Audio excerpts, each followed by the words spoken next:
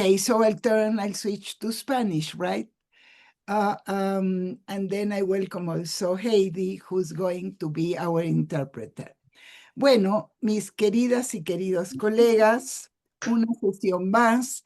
Estamos comenzando muy en punto de nuestro horario. Asumo que en un rato se irán sumando colegas.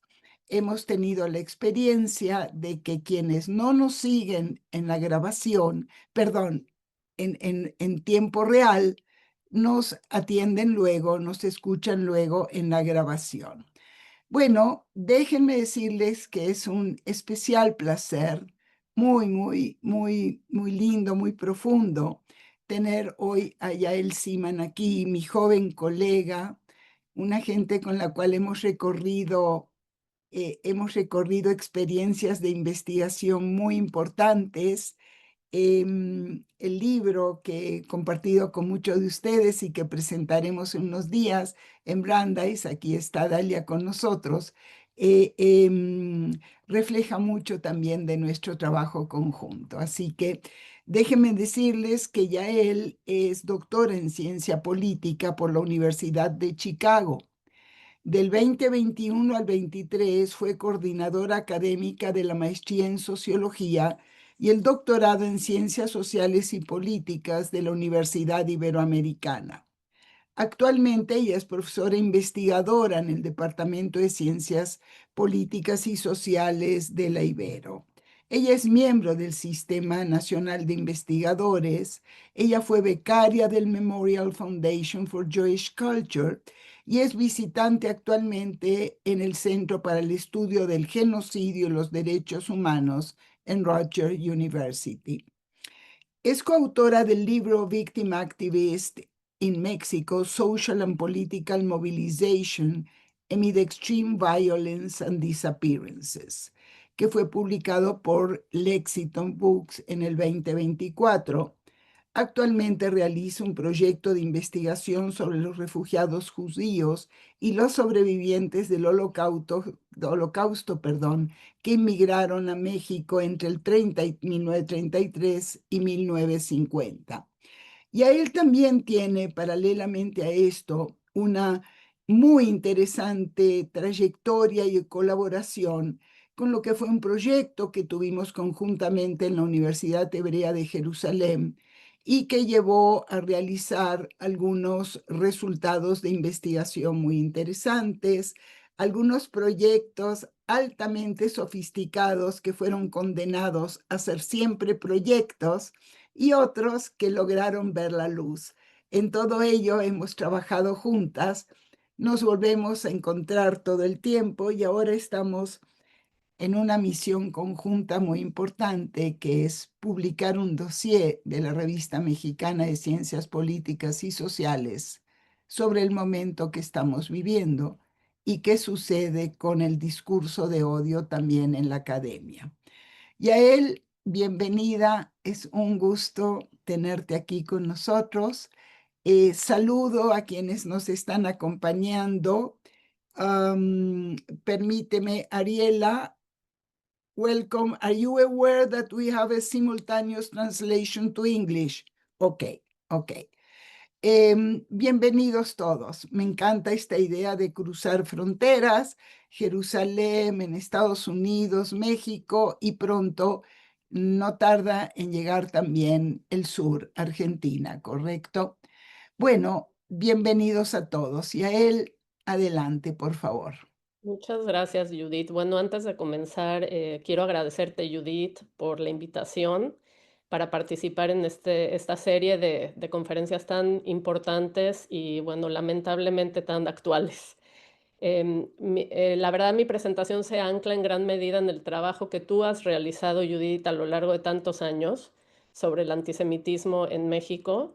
Y especialmente, bueno, también el trabajo que hicimos juntas y que, como dices, sí vio la luz porque fue publicado y estaba yo pensando que ya tiene casi 10 años. Eso, increíble, se pasó el tiempo. Entonces, Judith, muchísimas gracias. por siempre tu apoyo y por abrirme estos espacios tan valiosos. También quería agradecerle a Noah Krasman y al Institute for the Study of Global Antisemitism and Policy por la invitación y por supuesto también a Heidi, que es la traductora el día de hoy, y a todas y todos los participantes.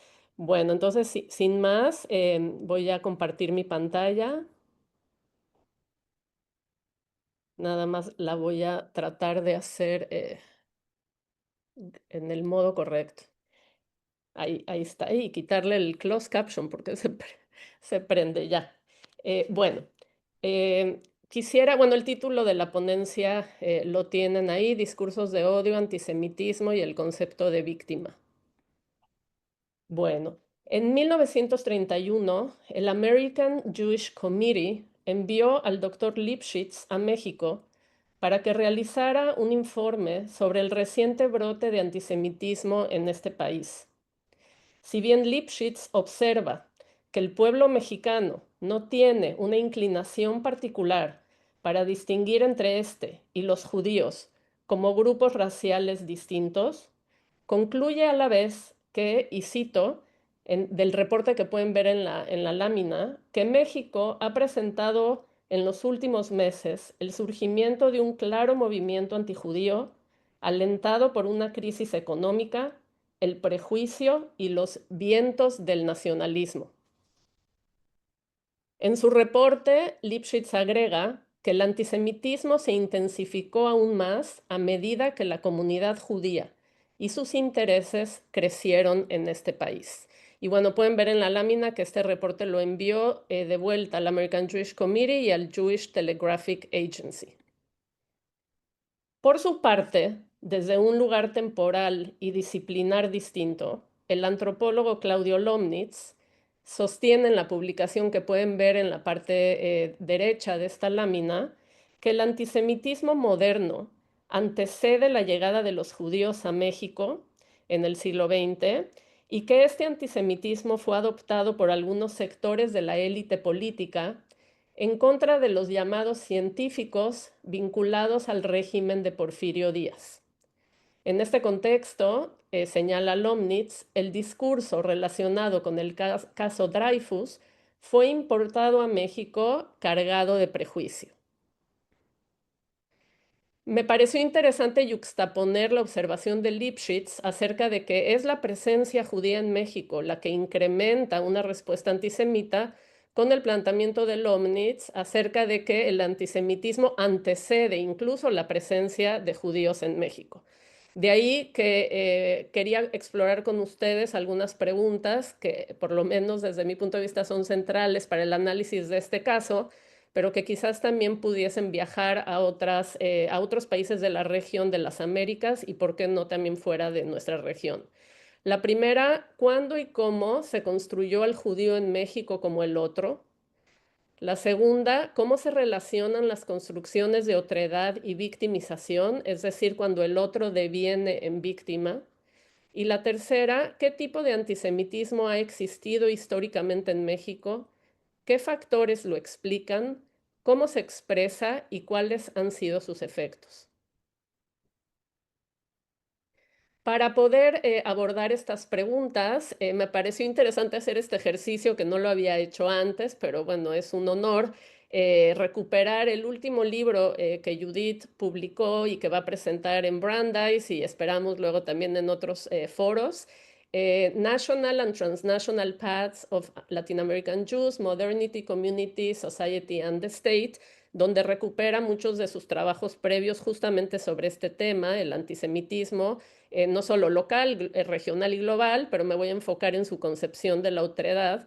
Y la segunda autora que quisiera considerar es Tami Amanda Jacobi, quien tiene este artículo, es un artículo ya viejo, vamos, porque tiene más de 10 años de haber sido publicado, pero me parece interesante porque contiene una teorización sobre la noción de víctima y la movilización de la víctima a propósito de construir una identidad anclada en ello.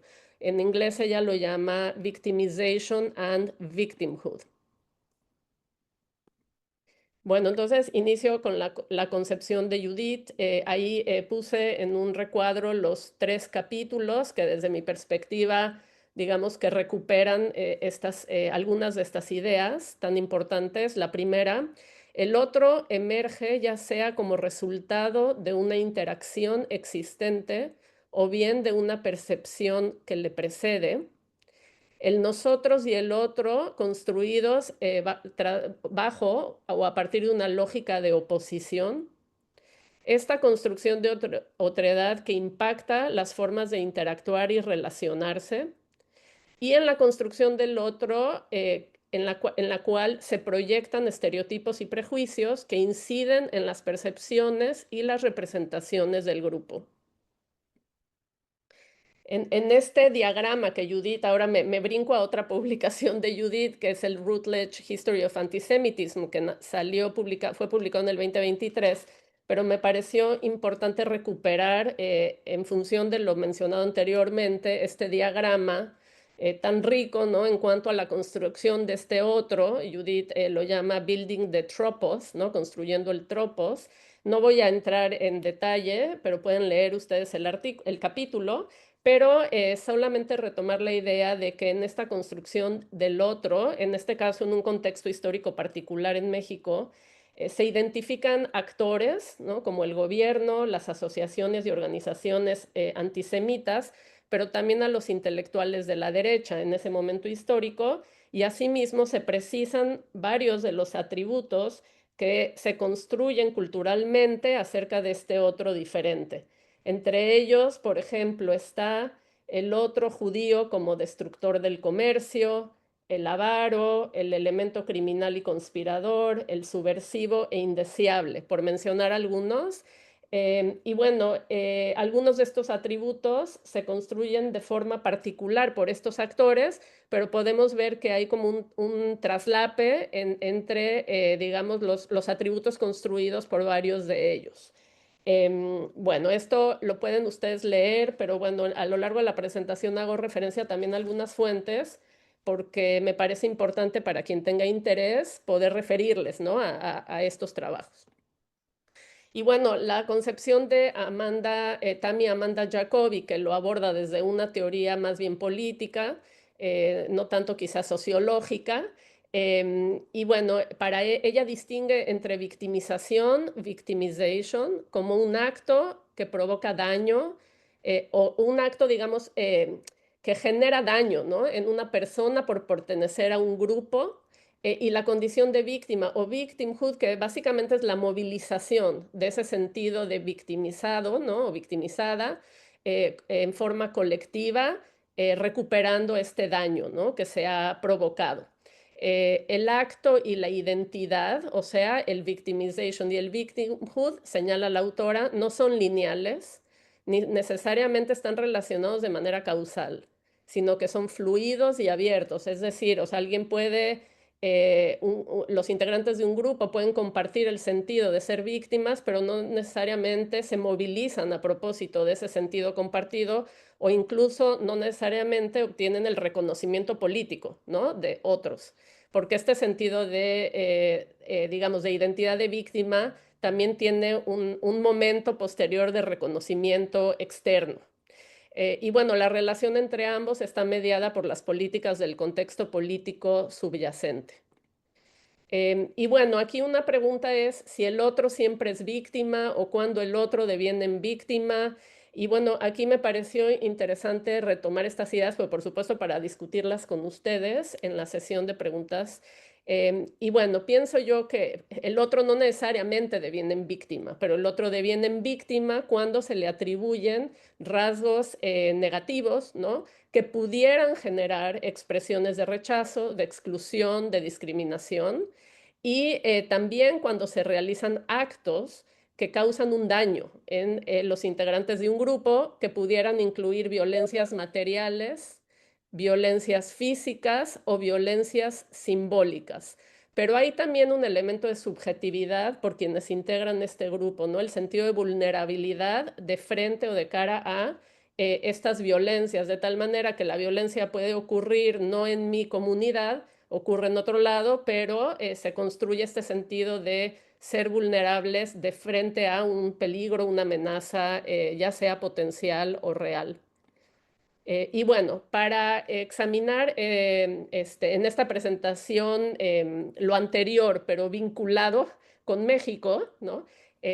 Aquí les comparto algunas ideas, que algunas las hemos trabajado con Judith, y bueno, pues empiezo. La primera es el prejuicio antijudío. Bueno, esta idea más bien proviene del Omnitz, precede la llegada más masiva de judíos a México.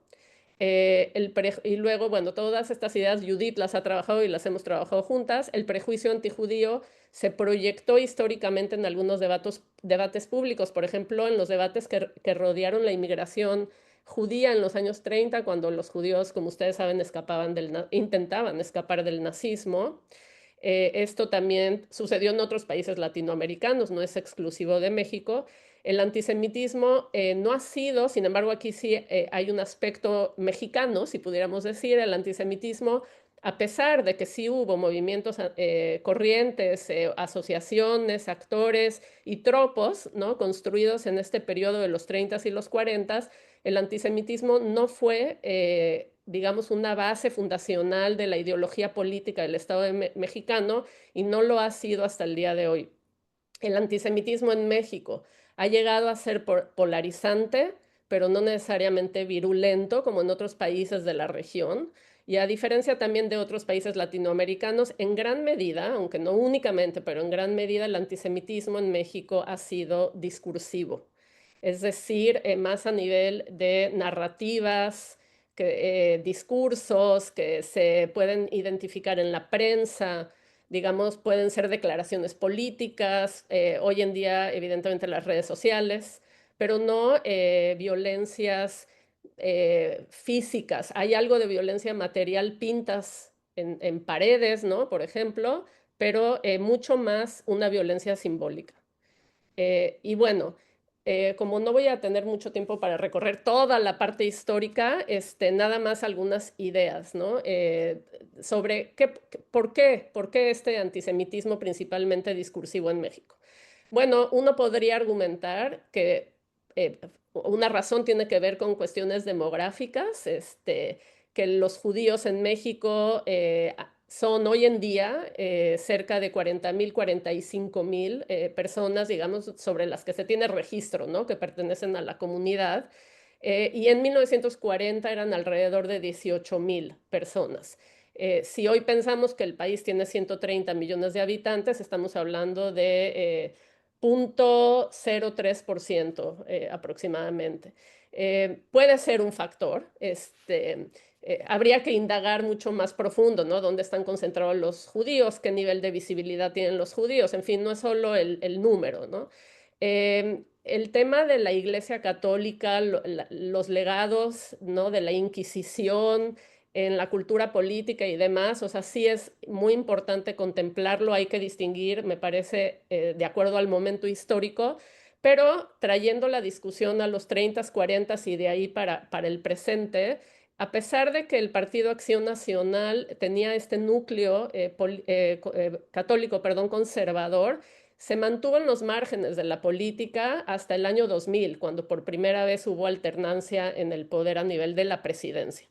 Entonces, el partido que fue hegemónico durante más de 60 años en el México del siglo XX fue un partido secular. Y los núcleos que han recuperado el prejuicio antijudío en algunos partidos políticos en realidad han sido bastante marginales hasta el día de hoy.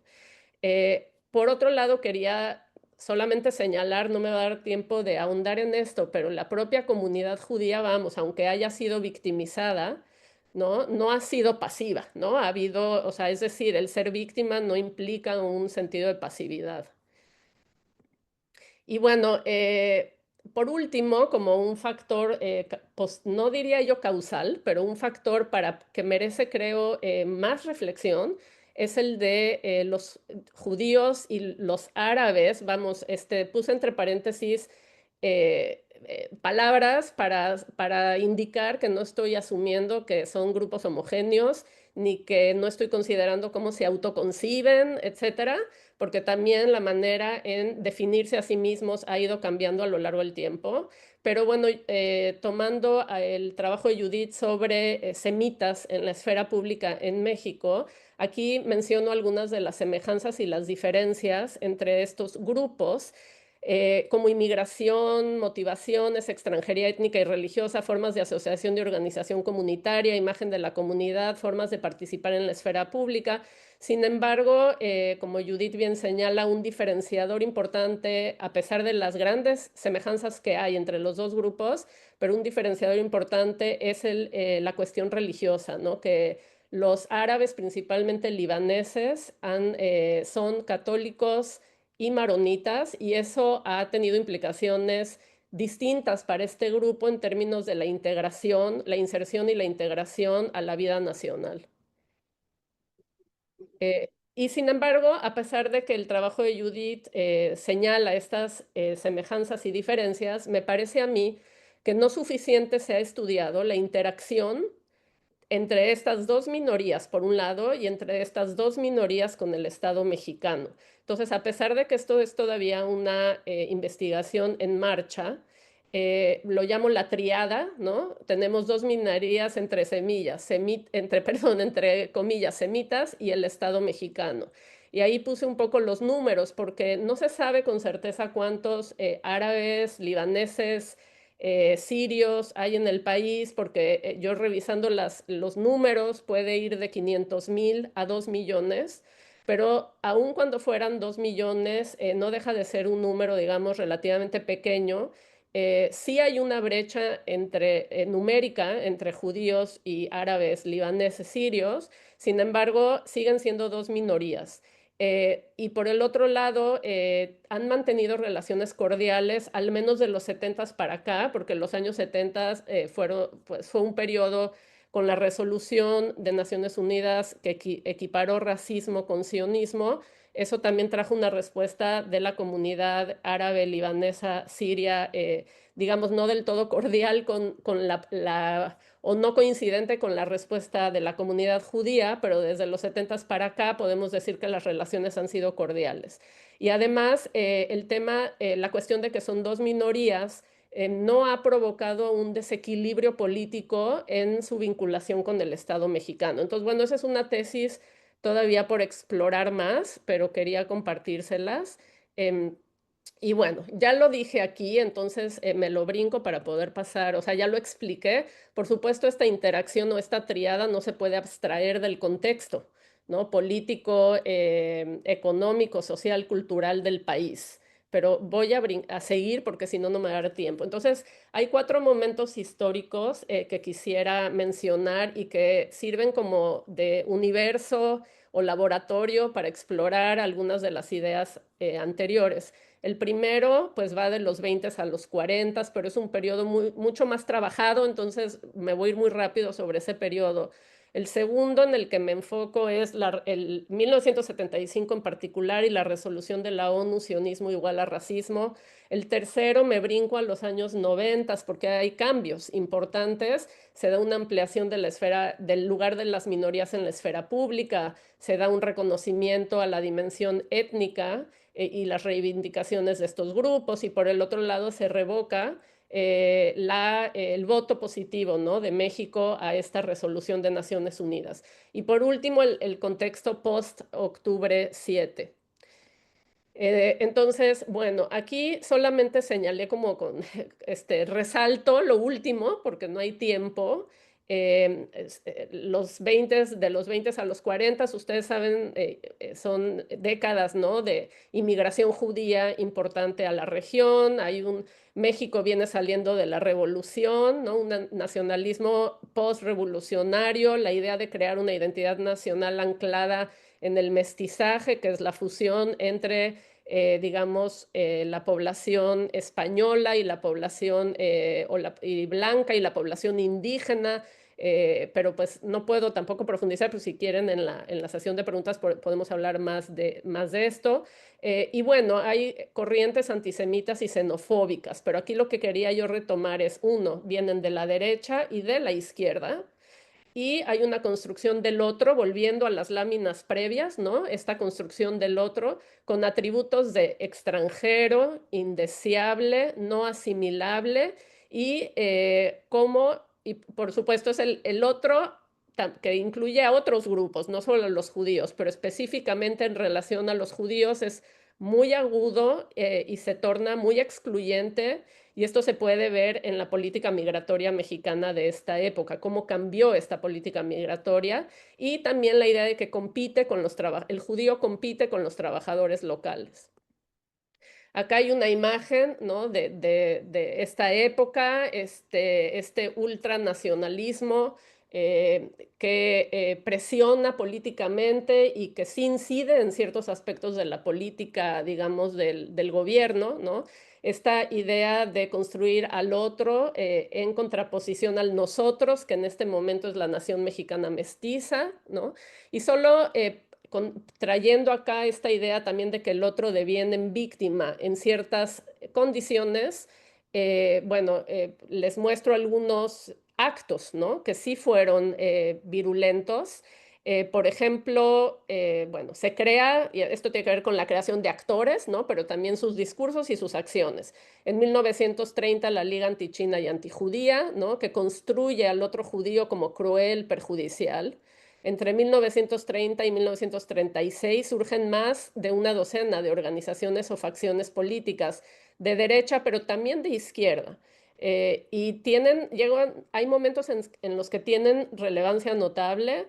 Un ejemplo de ellos fue las camisas doradas. Sin embargo, también fueron censurados y fueron organizaciones efímeras. Bueno, aquí una fotografía de Lázaro Cárdenas, y como también un acto, ¿no? violento en la época, en mayo del 31, y solo ya menciono este último para poder continuar, pero 250 comerciantes judíos son expulsados del mercado de la Lagunilla en el centro de la Ciudad de México. Cabe también señalar que estas acciones representan amenazas para los judíos, pero asimismo para otras minorías que habitan en el país. Y bueno, me brinco ahora al segundo momento, que es el de 1975 y la resolución de Naciones Unidas. Bueno, como ustedes, lamentablemente pareciera que estábamos en ese momento histórico, pero todavía peor, ¿no? En términos de que se construye esta idea del sionismo solamente como racismo.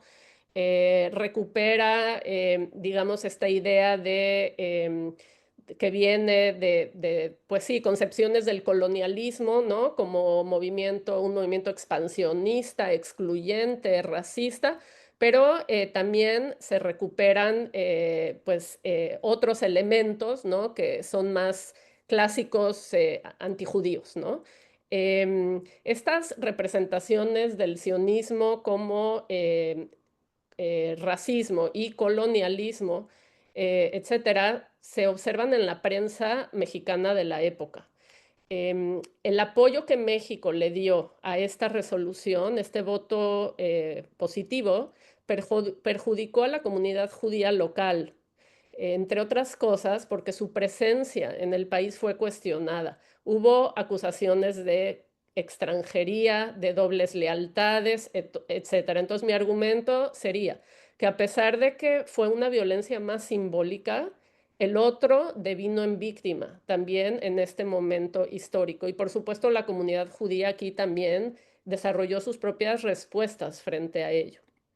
Y bueno, tomando ahora el hilo, ¿no? de la relación judíos, árabes y el Estado mexicano, me parece que si bien en el primer periodo los judíos y los árabes, libaneses, sirios, bueno, también es anacrónico usar esas categorías para ese momento histórico, pero bueno, refiriendo a ellos también como un grupo heterogéneo, son recién llegados y están lidiando con su propia llegada e inserción en el país. Ya en los 70 ambos grupos tienen una mayor consolidación, tanto como comunidades como institucionalmente. Y aquí, por ejemplo, la revista de la comunidad libanesa mexicana, Al Gurbal, apoyó la resolución de Naciones Unidas, intentó presionar al gobierno sobre ello, ¿no? Pero la realidad es que la postura del gobierno mexicano, o al menos así lo entiendo yo, tuvo que ver mucho más con su propia agenda y sus cálculos, no con una presión política por parte de esta comunidad,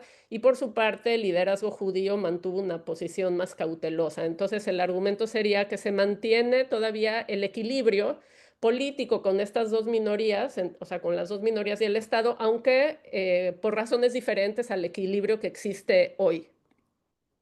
Y bueno, el tercer momento, que es el de los noventas, la guerra del Golfo Pérsico de nuevo dio lugar a que hubiesen pues muchos artículos, en su momento era la prensa impresa, ¿no? Y vemos otra vez expresiones de violencia simbólica a partir de la construcción del otro, ¿no? Pero no hay un antisemitismo virulento. Lo que hemos visto también con Judith es que los vaivenes en el conflicto palestino-israelí se ven reflejados en la prensa mexicana.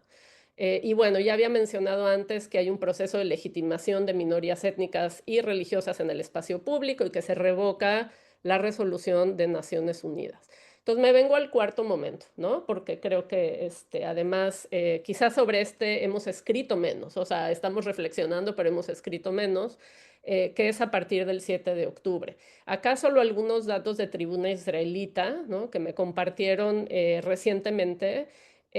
Bueno, el número de publicaciones relacionadas con el conflicto palestino-israelí aumentó significativamente después del 7 de octubre. También se ha observado una mayor radicalización, especialmente en redes sociales, pero no únicamente en redes sociales. Entre enero y septiembre, por ejemplo, del 2023, para darles algunos datos, se registraron 26 incidentes y en cambio, entre octubre y diciembre del 2023 se duplicó esta cifra a 52. En total se registran 78 incidentes en 2023, una cifra mucho mayor que los 21 incidentes que fueron reportados en todo 2022. Aquí también hay todo un tema de cómo Tribuna Israelita usa sus categorías para clasificar aquello que es un incidente, aquello que es un acto, digamos, violento, aquello que es una expresión, digamos, en la prensa positiva, negativa o neutral, porque esas son las categorías que utiliza Tribuna, pero sin duda hay un aumento, ¿no? En el número de publicaciones y de incidentes, ambos. Y por el otro lado, algo que observa Tribuna es que hay una mayor descentralización de estos actos, protestas y también publicaciones y también actos de violencia material, ¿no? Fuera de la Ciudad de México. Y esto considera Tribuna en la medida en que se da con tanta frecuencia y también por el número de participantes, se puede hablar de un momento sin precedentes o de un nuevo momento. Y bueno, aquí ya casi terminando para poder abrir el foro para las preguntas, pero algunos actores y posiciones, ¿no? Sería interesante crear otro diagrama como el que hiciste, Judith, pero ahora en el momento actual. O sea, ahora, ¿cuáles son estos actores y cómo se construye este tropos? ¿No? Y si el otro deviene o no en víctima en el contexto post 7 de octubre en México. Entonces, bueno, tenemos que el Museo de las Culturas del Mundo ha realizado actividades y discursos, y aquí, bueno, también da para toda una discusión, aquello que es pro-palestino, aquello que deviene en antisionista, aquello que es una crítica a la política de Netanyahu, etcétera, que podemos discutir. Pero sin duda ha sido un espacio donde se han realizado múltiples actividades en este sentido y en relación a este conflicto en particular, ¿no? Aumentan las presiones para el BDS, por ejemplo, en la UNAM y en el Colegio de México. El Colegio de México rompe relaciones con la Universidad Hebrea de Jerusalén, o sea, anula el convenio que tuvo durante tantos años. El núcleo extremista dentro del partido que gobierna hoy el país, Morena, es vocal, ¿no? Frente a este conflicto y toma una postura que, bueno, desde mi perspectiva sí podemos clasificar como anti-sionista. También en el Partido del Trabajo, ¿no? Hay estos núcleos. El presidente Andrés Manuel López Obrador, desde mi perspectiva, mantuvo durante cierto tiempo una postura más bien ambivalente, porque 2 días después del 7 de octubre declaró que México era un país pacifista y que no intervendría en el conflicto entre Israel y Hamás, y declaró que México no rompería relaciones con Israel, pero sin embargo en el 2023 aprobó que cambiara el estatus de delegación especial a embajada plena palestina, ¿no? La representación de Palestina en México. Y en lo que refiere a la presidenta Sheinbaum, durante su campaña presidencial, si bien ella fue cuestionada por su condición judía y por ser extranjera, eh, ha adoptado en últimas declaraciones una postura, diría yo, de tono alto eh, en lo que refiere al apoyo de México a la población palestina, pero también, por supuesto, a la representación palestina en México, y de tono bajo a lo sucedido en el 7 de octubre. Y lo digo que en tono bajo porque en su declaración dice, hubo un grupo palestino que cometió, me parece que sí usa la palabra masacre, pero no nombra a Hamas. Y en cambio sí nombra a Israel en lo que refiere a esta guerra y los costos humanos que ha tenido para los palestinos. Entonces hay como diferentes tonalidades en su discurso con respecto a un lado y al otro. Y por último, ya casi, me parece que este es un lindo ejemplo importantísimo de expresión de solidaridad entre la comunidad libanesa y la comunidad judía de México, como una forma no solo de, digamos, construir un discurso alternativo de frente a la polarización que también hemos vivido en México, pero también es interesante analizar lo que se dice. Pero bueno, no tengo ahorita ya tiempo para hacer eso, pero se habla de estas experiencias compartidas, sobre todo migratorias, los lazos de amistad que unen a las comunidades y la postura política, ¿no? Que comparten a favor de una paz en la región y en el mundo. Entonces, para concluir esta parte, digamos que se han mantenido como aliados, puse ahí, no simple conocidos, ¿no?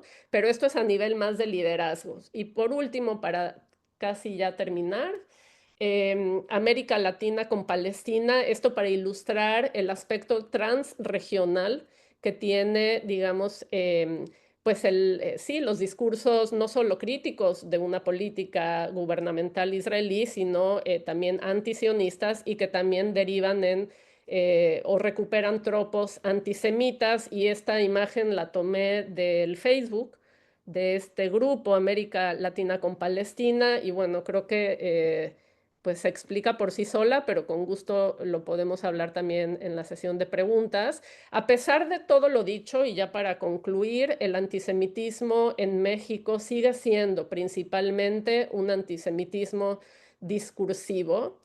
Sin embargo, sí ha habido cambios de actores, ¿no?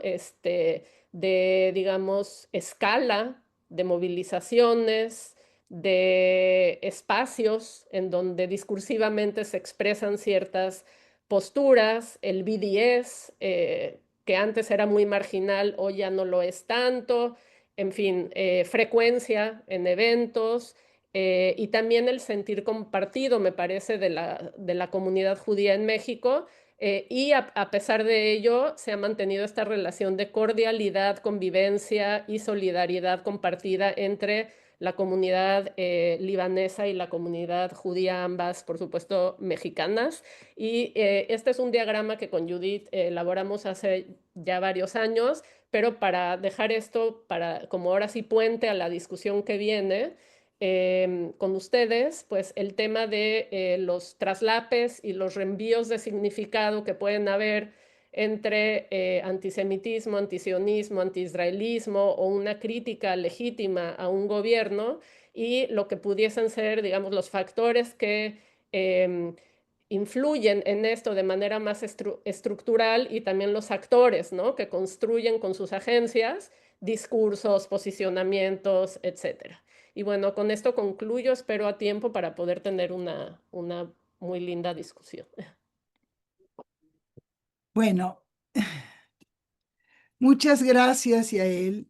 La verdad es que me da mucho gusto oírte, me da mucho gusto oírte y recuperar, la verdad, las convergencias que tenemos, aquellas dudas y exploraciones que hemos hecho. Y para abrir esta sesión, yo quisiera mencionar tal vez dos cuestiones fundamentales.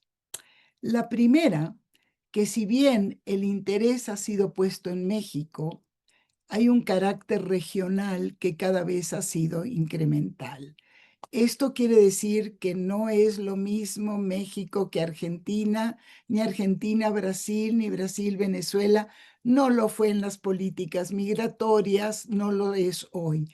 Pero la dimensión global y regional ha sido incremental. El ejemplo, sin duda, estaría dado por el estallido al día siguiente del 7 de octubre de los pronunciamientos en Argentina, Chile, etcétera, de diferentes organizaciones que convergen en alabar el movimiento del 7 de octubre como un movimiento de emancipación o liberación y llamar a lo que venimos viendo desde entonces, una movilización en la calle y en el campus. Esto hace que calle y campus devengan realmente esta dimensión global que cruza México, Estados Unidos, Inglaterra.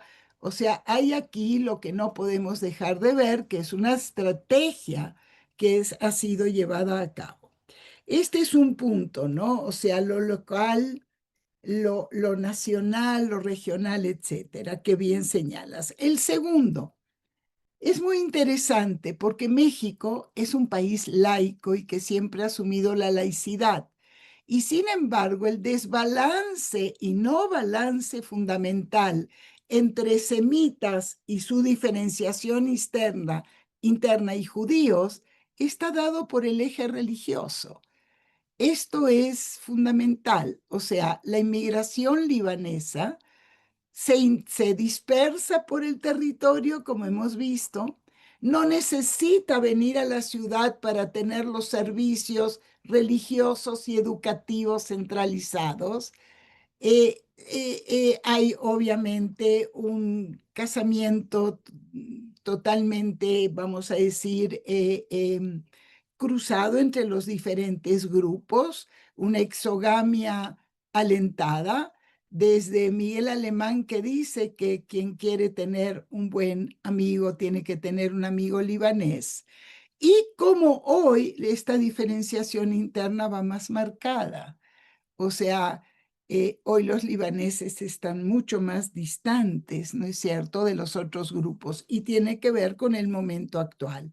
Ahora se ha recuperado esta diferenciación interna muy marcada. Los grupos sirios, la extensión de México hasta Argentina, ¿no?, de los grupos del Islam. Yo creo que lo que nos has presentado es, bueno, a mí me llena de gusto, ¿no? Ver cómo podemos realmente presentar un trabajo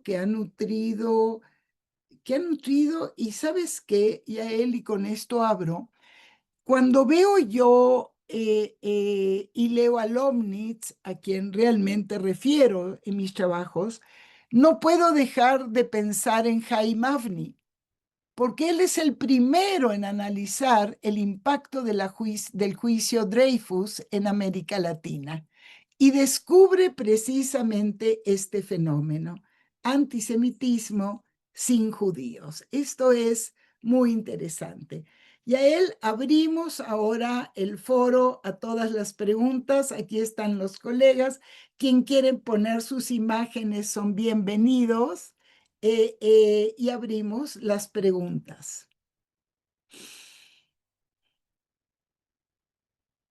Mientras vamos abriendo las preguntas, tienes minutos a tu disposición, ¿correcto? Gracias. Eh, Bueno, eh, primero me da muchísimo ver a tantas y tantos profesores de tan alto nivel aquí presentes. Así es que bueno, eso me siento muy honrada. También me da gusto ver que el profesor Kenneth Stein se conectó porque vino a México hace años, ¿no? Lo invitó la Universidad Hebraica y bueno, todos sus estudios sobre Israel y su centro educativo. Así es que bueno, quería decir eso. Pues qué honor tenerles por aquí también a Dalia y ya, Judith, tú creas un entorno como familiar y cálido, entonces aprovecho para agradecer y mis colegas de México también. Así es que bueno, muchas gracias y a quien no conozco, pues mucho gusto. Pues mira, Judith, yo creo, evidentemente no se puede abordar todo en una presentación. Yo te agradezco la precisión que haces sobre Jaime Afni. Yo lo tenía Afni más en la discusión sobre la proyección del prejuicio en las discusiones públicas sobre migración y el cambio en la política migratoria mexicana que tú también trabajaste eh, y también Daniela Gleiser, ¿no? Sobre el cambio en los 30, sobre todo de una política más abierta, una política restrictiva y selectiva hacia los judíos. Así es que te agradezco que precises eso, ¿no? Como Jaime Afni precede al Omnitz, ¿no? En este análisis. Em, y bueno, en relación a lo global y lo regional y lo nacional, sin duda, no hablé del campus universitario, pero sin duda hemos visto también esto en México y es cierto que se dio muy pronto. También quizás en México se ha dado más tarde, como que ha llegado más tarde que quizás en Argentina o en Chile que tiene una composición también demográfica muy distinta a la de México, estando tan cerca de Estados Unidos, creo que sí llegó más tarde, o sea, a pesar de esa cercanía, ¿no? Em, pero sí, hay, sin duda lo hemos visto, estos circuitos, ¿no?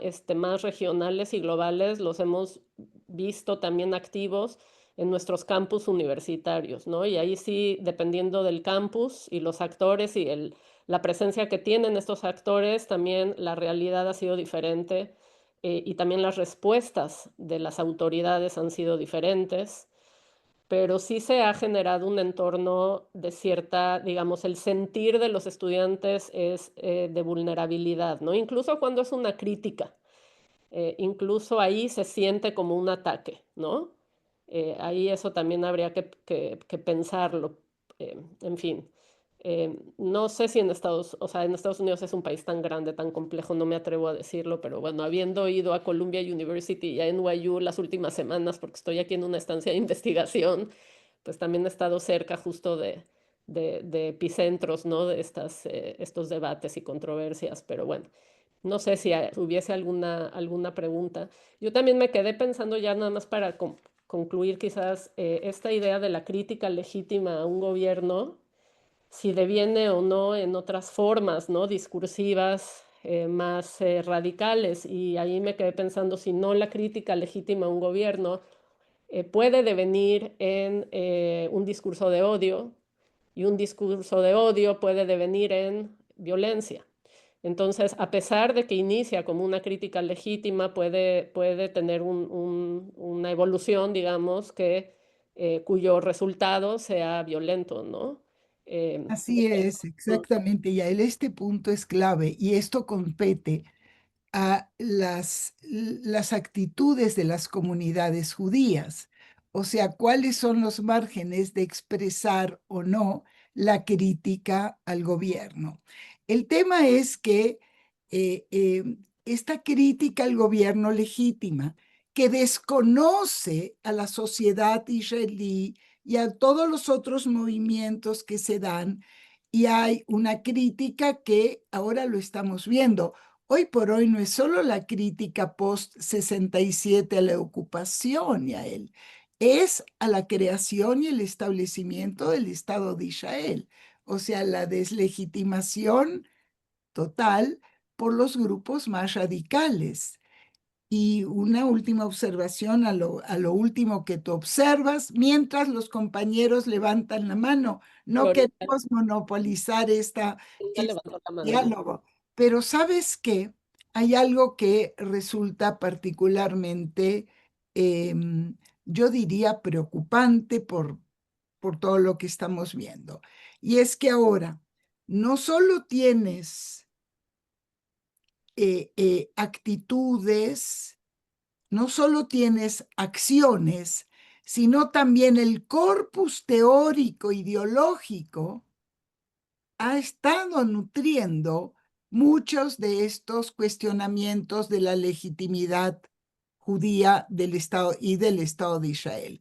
Me refiero a mucho de la crítica decolonial y poscolonial, donde recupera muchísimos prejuicios, tropos propiamente antijudíos, el judío imperialista, el judío Constantino, ¿no es cierto? Entonces, sí es un momento difícil, pero aquí es donde veo a Florinda, que desde Judith, perdón, Jerusalén, Florinda y también el profesor Stein, Kenneth. El profesor Stein bueno, pidió la palabra antes, sí. Así que por okay, favor. Kenneth, please welcome. We are happy to see you and we listen to you. Well, if I speak in Spanish, no one will understand. So, Yael, thank you very much. It's good to see you again. Judith, good to see you and all of your colleagues, many of whom I've seen previously in my trips. I'm particularly interested in knowing about social media and the social media that you've been able to follow, which I know is very difficult, over the last 25 years, and how the social media that you've been able to detect has increased either in frequency or in intensity, the level of antagonism against Israel. And if that level of his antagonism against Israel correlates at all to anti Semitic acts that might be identified as physical, whether it's a swastika in the driveway or graffiti on the wall or public demonstrations, encampments, whatever. Is there a correlation? Can you identify it?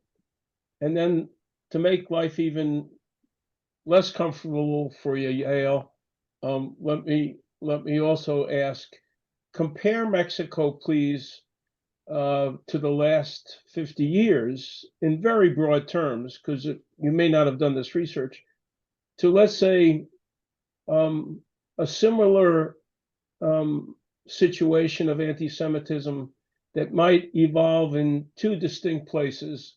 Let's compare Peru and Panama, or compare Argentina with Costa Rica. That's a lot to digest. I'm sorry, but your presentation stimulated a lot of questions, and I thank you. Muchísimas gracias, profesor Stein. A ver, perdón, voy a cambiar a español porque te oigo.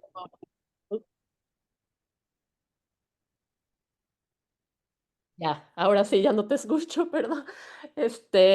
Sí, a ver, en relación a las redes sociales, a reserva que aquí quienes la siguen también piensen diferente. Yo creo que sí ha habido un incremento en la frecuencia y en la intensidad. También creo que se ha extendido a otros espacios de redes sociales. O sea, si antes era Facebook y Twitter, ahora las juventudes, ¿no? Pues también están viendo lo que se publica no solo en Instagram, en Telegram, y otras que a mí ya me rebasa, francamente, porque no estoy dedicada específicamente a monitorear, digamos, en toda su extensión las redes sociales, ¿no? Pero sí creo que han aumentado en frecuencia, en intensidad y también que han ganado, ¿no? Digamos, múltiples espacios cibernéticos, no sé.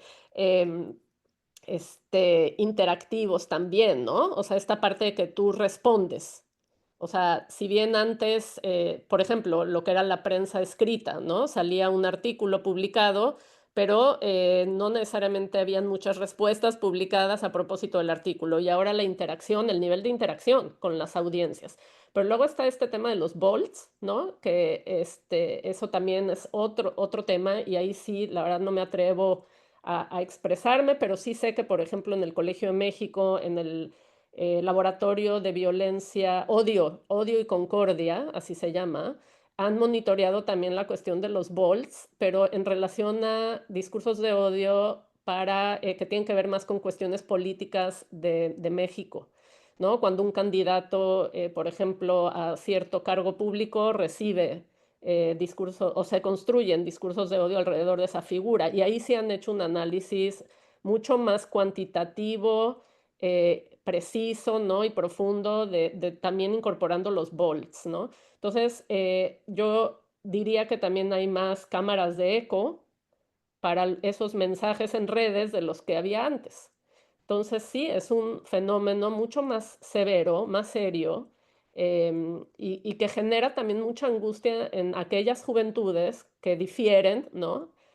O responden frente a mensajes radicales, incluidos jóvenes en nuestra propia comunidad, que sienten esa violencia simbólica profunda, ¿no? Y yo creo que por eso también lo sienten ahí, lo sienten en el campus universitario, escuchan lo que pasa en el mundo y entonces también el sentido compartido de vulnerabilidad se acrecenta. A pesar de que los ataques, ahí voy a la siguiente parte de la pregunta, los ataques físicos o materiales no sean tan grandes como en otros países del mundo. Ahí sí creo que México quizás podría compararse con algunos países de Centroamérica, pero eso requiere, pues sí, un estudio comparado que yo no he hecho. Tengo más Argentina como un caso contraste, ¿no? Yo creo que sí se requeriría hacer algo comparativo sin duda. Entonces, la correlación. Yo creo que es difícil, sin duda no me atrevo a decir que hay una correlación, porque no lo he medido, pero sí creo por los datos que arroja Tribuna y por los datos que recibimos digamos, quienes se encargan de la seguridad de la comunidad judía en México, que el número de pintas en las paredes, lo que pasa es que las borran de inmediato. Entonces no las alcanzamos a ver, pero han aumentado y en instituciones judías como una escuela, ¿no? Entonces sí han aumentado. Entonces sí creo que hay cierta asociación. No me atrevería a decir que hay una correlación, ¿no? Pero sí creo que hay cierta asociación, pero tampoco podemos rastrearlo perfectamente porque no son datos a los que tenemos acceso como investigadores por la sensibilidad también de esta información y lo que digo, borran y entonces lo único que nos mandan alertas y la cantidad de alertas que hemos recibido también ha aumentado. ¿No? Entonces, bueno, pues eso en relación a sus preguntas, espero haberle dado algo, food for thought. Bueno, Judith, no sé si tomamos la pregunta de Florinda antes y Iron, Claro, mira, tenemos dos preguntas son más. las 12, sí, ajá. Bueno, aquí, sí. Sí, y tenemos pocos minutos. Tenemos la pregunta de Florinda y tenemos la pregunta de Aira, porque la perspectiva y los estudios que él ha hecho en Estados Unidos son muy importantes para responder a este punto, digamos, de la correlación que hay entre incitación, digamos, al odio, deslegitimación, que se distancia de una crítica. Por cierto, antes Florinda, el País, que es el periódico más importante en España, digamos, para los lectores latinoamericanos, por lo menos de centro, liberales, etcétera, hoy tienen la sección internacional. Más allá de la foto dramática, el título de su análisis es La banalidad del mal en Gaza. The Banality of Evil, ¿no? O sea, la expresión recuperando a Hannah Arendt, la Shoah, Esto se está construyendo, obviamente, independientemente de lo dramática que es la situación por la guerra. Florinda y Aira, por favor. Florinda. Sí, lo mío no es exactamente una pregunta, o sí lo es, porque simplemente se me ocurrió algo mientras estaba escuchando todas las cosas que se dijeron y es algo totalmente sin elaborar, pero lo quiero compartir con ustedes. Me parece que hay una diferencia importante entre el antisemitismo que surge por el hecho de que el antisemita siente que el judío lo está perjudicando o puede perjudicarlo a él, o el caso, y a él tú lo nombraste, o sea, los extranjeros nos quitan lugares de trabajo, y el odio ejercido contra un Israel que no tiene nada que ver con la persona que está expresando ese odio.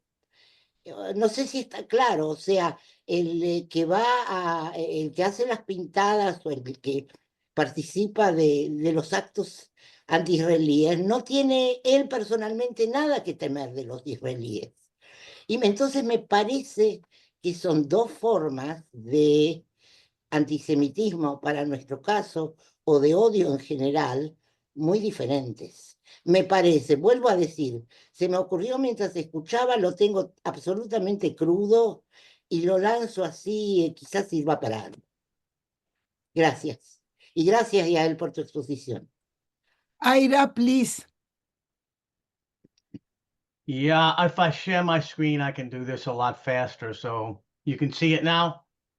Ken, I have an answer to your question for the United States. 1 year after October 7th, 2023, I did a study for the Combat Anti-Semitism movement, and we repeated a question on that survey asked by the American Jewish Committee in 2019. And in 2019, 20% of American Jewish adults said that they'd seen or heard anti-Semitic content online, such as comments or posts online or on social media. That was 20%. 1 year after October 7th, 2023, the 20% went to 58%. So it tripled. And one more slide, whoops, one more slide. 59% saw it on Facebook, 39% on Instagram, 28% on Twitter, etc. Obviously, people could select more than one of these. That's why it adds up to more than 100. So we may not have that data for Mexico, but we certainly have it for the United States. I'll be presenting this at the World Congress of Jewish Studies in August in one of the sessions that Judith has been working very hard on. Done. Ok, contesto. Thank you, Florinda. Thank you, Aira.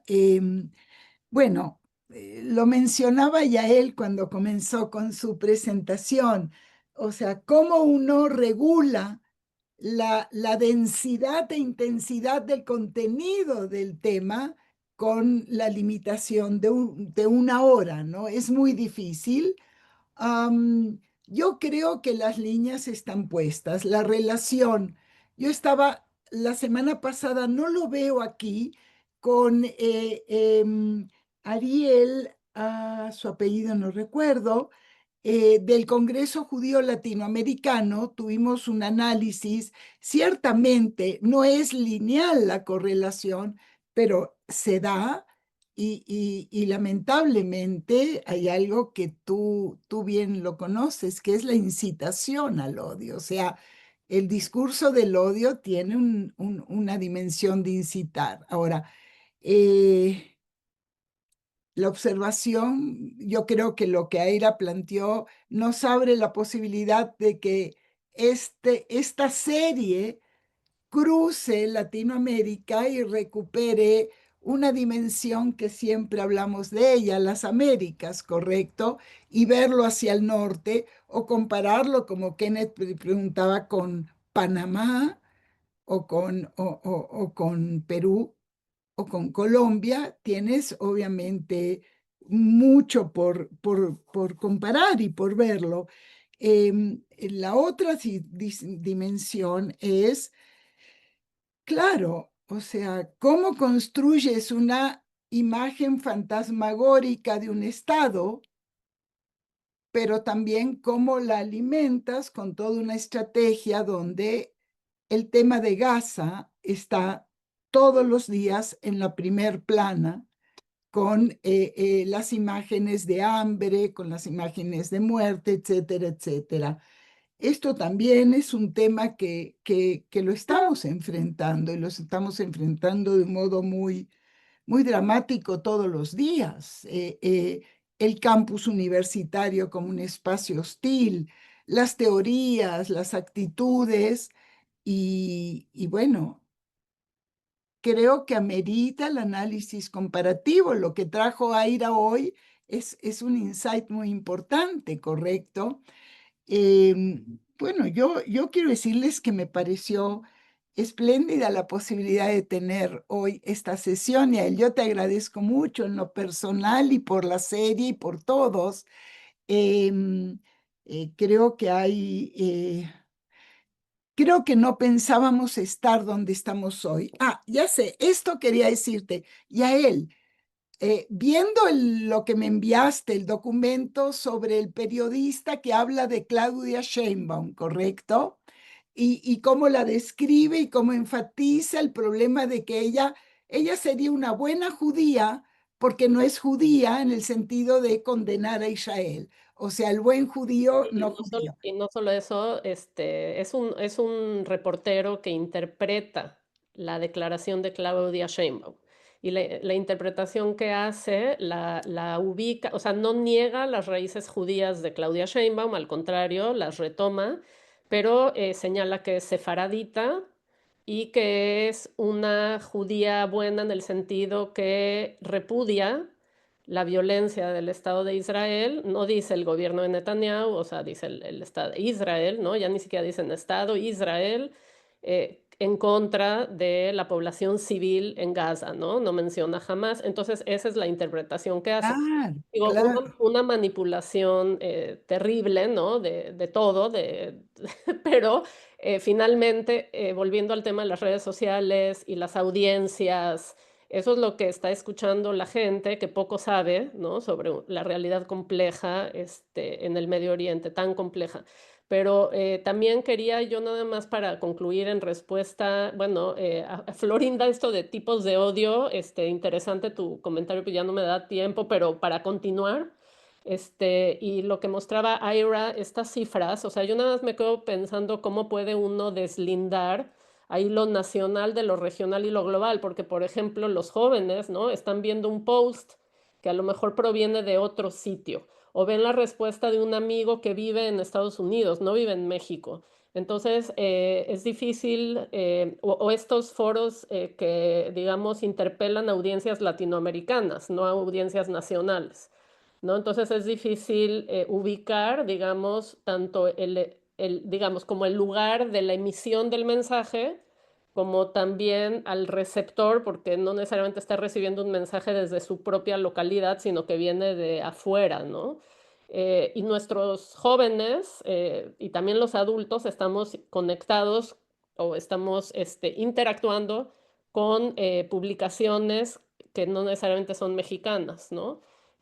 También mexicanas, pero no solo Claro, mexicanas. claro. Y una pregunta para Ira, más conceptual es, o sea, aquí veo que está René Dayan de Tribuna Israelita. René, muchas gracias por compartir toda la información que siempre compartes con nosotros, pero una cuestión ahí para poner a dialogar, ¿no? Los estudios de Ira con también la información que recoge tan valiosa y tan importante Tribuna son las categorías, ¿no? Porque a lo mejor estamos construyendo categorías de diferente forma. Entonces, cuando me preguntan si aumentaron las pintas, ¿no? Los incidentes, entendido como ataques materiales o físicos, cómo defino incidente, ¿no? Que es la palabra que usa Tribuna, o estas categorías, René, que usan positivas, negativas y neutras para también clasificar las publicaciones en prensa, en redes sociales. Y antes me habían preguntado de redes sociales, pero pues ustedes hacen más este trabajo de monitorear redes sociales que yo. Ya estamos sobre el tiempo, pero creo que ahí habría un diálogo interesante que tener porque creo que hace falta trabajo en México seguro para precisar, quizás, no sé si mejor, pero repensar estas categorías y tener discusiones serias, metodológicas, para poder hacer buenos diagnósticos, ¿no? Pero bueno, con todo el Oh, respeto que René y Tribuna se merecen por el trabajo tan espléndido que hacen Gracias. en México. así es, qué lindo verte, René. Muchas Igualmente, ahí gracias. estaba yo y pero es que estaba en otra cosa y por eso. Y les mandé una caricatura que seguro tú, Judith, la viste ayer. De De, Claudia, sí, bueno, eso era lo que iba a decir exactamente. Pero mira, a ver si lo leemos igual. a ver, Es una caricatura donde aparece.